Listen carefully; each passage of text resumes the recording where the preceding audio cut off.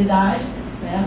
Então são situações que geram muito sofrimento, que é um sofrimento diário. A gente ainda está tendo que repensar muitas coisas, como a gente vai fazer para conseguir, né, realmente oferecer uma atenção à saúde para essa população que está, né? Bom, eu vou encerrar, porque eu tenho muita coisa a falar, né, da situação do governo, só desafio um pouco, assim, para vocês compartilhar um pouco o que a gente está vivendo. Esse é um primeiro momento que a gente está promovendo aqui e não vai se encerrar nessa noite, com certeza. Então, vou passar a palavra aqui para os meninos comentarem um pouco. Se me desculpem essa torrente de coisas que eu falei, que eu acho que eu tenho muita coisa. Acho que a questão dos afetos, né, da vontade, essa ideia. Queria fazer só um pequeno reparo em cima da fala da questão do shopping, né? Ou seja, essa ideia de a imagem que foi vinculada pelo Rodrigo, o que a gente percebe é como as construções elas não têm conexão com o resto da cidade, né? Você vê uma torre, uma coisinha lá, uma coisinha cá. Encurtando a conversa, para não ficar uma história um pouco genérica demais, ou seja, a crítica a essa cidade shopping, ou esse shopping, que seriam materialidades, ou seriam modos de vida, que de uma certa forma enunciam que a alteridade pode ser desprezada. Por exemplo, o shopping, você está lá dentro, você não sabe se é dia ou se é noite. Você não sabe se a cidade está perdendo, se está vendo tiroteio, você está vendo qual o cheiro, qual é a textura. Ali ela te coloca fora de qualquer outra territorialidade, qualquer campo múltiplo de intensidades. Então, a crítica ao shopping não é questão do consumismo, não é questão de uma vida apressada, essa história, mas é essa questão de que o fora daqui é desprezável, o fora daqui não tem valia. Então, isso aqui é o questiona. E eu provoco geralmente alguns alunos, quando eles fazem crítica, por exemplo, ao shopping, a cidade, falam: a cidade está perdendo o lugar das praças. A cidade está perdendo o lugar dos encontros. Eu falo: mas você quer encontro para quê? Para quê? Para que você quer se encontrar? Quando você fala a importância dos encontros, é para quê? No Rio de Janeiro, tem alguns jornalistas que escrevem de modo nostálgico, por exemplo: ah, que saudade do Rio de Janeiro, do subúrbio. O subúrbio é violento demais. Não o tráfico, não a questão do tiro, não é isso.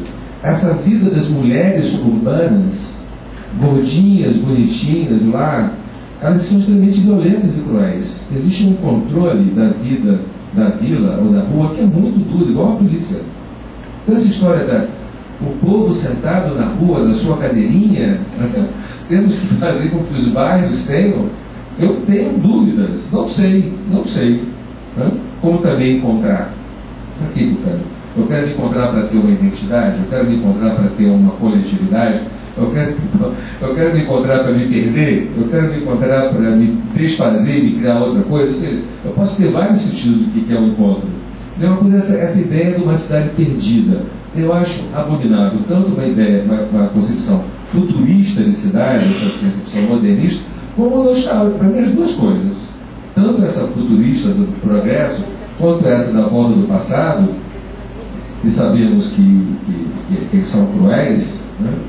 Elas estão desprezando os desejos do agora. O que nós estamos propondo, o que nós queremos? Frente a todo esse mundo complicado, o que eu quero de cidade, o que eu desejo? Conversar com as pessoas, vem cá, da Vila Dica, qual o projeto que a gente quer de cidade, né? Em cima do ônibus que eu pego, em cima do calor que eu sinto na minha casa, em cima do que eu passo no mercado, em cima daquilo que as minhas pernas sentem quando eu ando para lá e para cá. Qual é a cidade? Em cima da minha corporeidade, né? Qual o projeto de cidade que eu quero? O que a gente vê desses autoritarismos arquitetônicos e da especulação imobiliária é que eles desprezam as pessoas no dia a dia.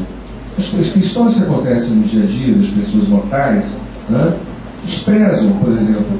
O Fernando Henrique, quando ele fez o Plano Cruzado, criou essas moedinhas, falando: olha, a aristocracia da USP está aí. Essa aristocracia da USP que tomou o poder, a gente via, porque eu via no ônibus, que eu andava naquela época, eu andava mais no ônibus que agora, vendo aquelas senhoras pegando aquelas moedinhas quando foi feito o Plano Cruzado, elas não enxergavam. Então você não sabia se era R$1, R$2, R$2, eu acho que você não tinha, depois, com muita gente chiando, uma mudança na questão das moedas, entende? Então você vê como eles acham que os corpos são todos corpos do mundo, são os corpos da família deles, né?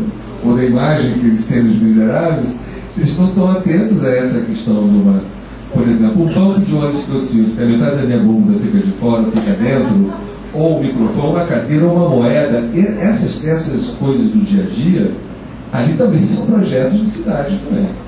Frente a esses embates e tensões, o que eu quero? Né? Então, só para concluir a questão do shopping, do desprezo não desprezo ao outro, eu acho que é desprezo à alteridade.